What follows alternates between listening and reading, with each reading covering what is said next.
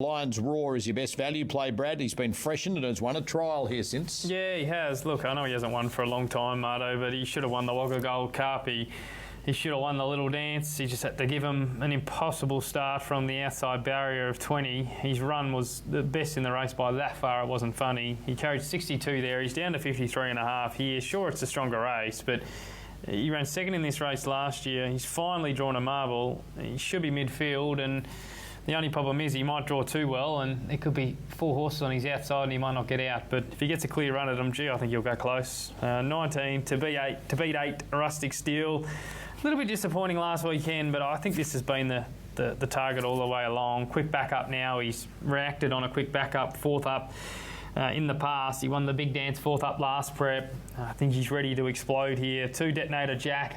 I think he's false favourite, to be honest. I would have Lions Raw favourite over him. I just think, I know he's flying and the Gong win was good, but it was on a wet track. I'm just not sure that's going to stack up here, but he's got to be there somewhere, despite the big weight, wide gate and the firmer conditions. And 10 attractable, no reason to see, or no surprise to see the support. Very underrated horse, won the Big Dance, and has had a few things go right, but can burn the candle both ends and should be in it for a long way up on speed. 19, 8, 2 and 10 for me in the Ingham. And Gator, you also like Lions Raw? Yeah, look, it's a really good case Brad's made. I think he's flying. He just needs a bit of luck, and it certainly needs a win, but he's finally drawn a gate, and Brad's referenced the big weight drop. He was charging home in the Little Dance. Many key rivals here draw awkwardly. So is today his day? Well, we're about to find out. Detonator Jack, I liked the win in the Gong. The blinkers are on. He was dominant. That makes him 3 for 3 at the mile now.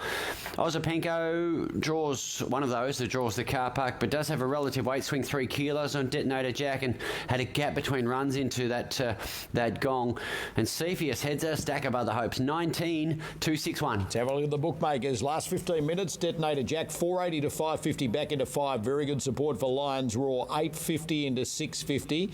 Attractable $10 into $8.50. And then there's some double figure odds that are firming, including the Group 1 winning mare Hinged, which is 14 out to 15 into 12. Freshened back to the trials and dropping out of her Group 1. Yeah, she's certainly been below her best this preparation. There's no doubt about that. The best Hinged is very good for a race like this. We know she prefers wet ground, but she goes fine on good ground. It's just where she's at. That's my little query. Is she sort of looking for the breeding barn? I'm not sure, but the old Hinge would go awfully close in a race like this, so I can understand the specking on class. So this is the old Villiers Stakes. Prize money lifted to $2 million from $750,000 2 years ago. Last year, Kerwin's Lane, as Brad touched on, beat Lions Raw in a John O'Shea Quinella. Brutality beat Ellsberg the year before in 2021.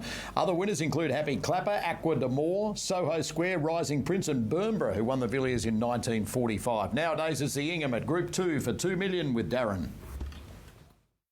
Adam Hieronymus in the saddle there. A new mandate getting set.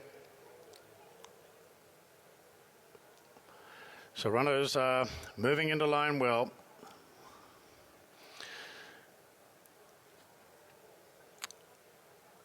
Age of Kings getting set with King Magnus. Cepheus goes forward. So Cepheus locked away. King Madness in and No Compromise set with Communist, Osapenko, Loch Eagler, Serve Dancer. Also out of line is Dark Destroyer and the Speedy Fearson. So runners in the final stages of loading. $2 million in prize money.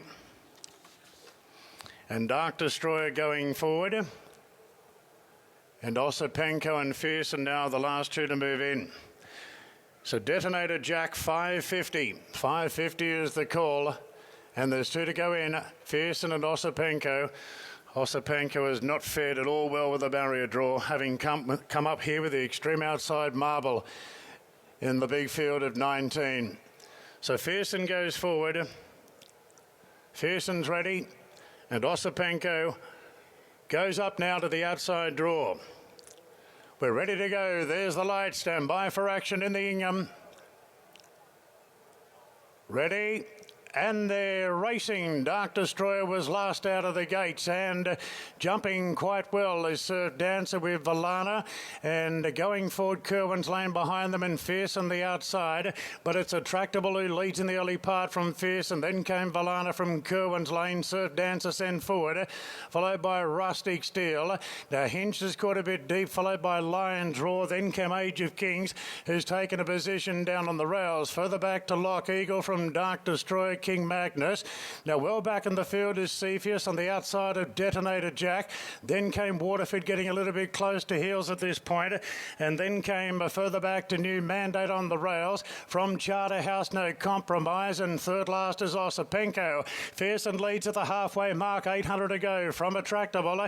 2 lengths away to Surf Dancer on the outside of Alana. Then came Hinged into a clear fifth in front of last year's winner Kerwin's Lane. Then Rustic Steel, the rail. Deep out is Loch Eagle from Lion's Roar. Age of Kings back on the rails. They're followed then by Communist.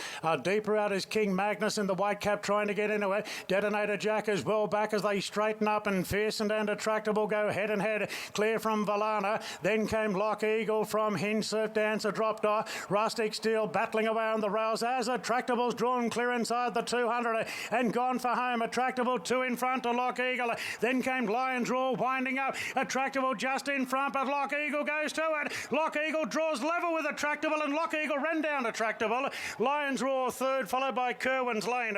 Then came Waterford together with Hinge, Rustic Steel, Detonator Jack White out. Further back, No Compromise from Charterhouse. Then New Mandate from Age of Kings, Dark Destroyer, New Magnus, Cepheus well back with Valana, and Surf Dancer was among the tail enders. Loch Eagle. No. Claims the Ingham for Dylan Gibbons and for Chris Lees and pays the $20 range across the totes. Attractable runs second, Lions Roar third. It's 23 beating 10, beating 19. 11 should be fourth, and that's Kerwin's Lane. Loch Eagle claims the big one. He does, yeah. Look, he's been pegged as a bit of a wet tracker for some time, but he's able to do it on the dry today. Set at Wangaratta for the fifth. More on Randwick in a sec.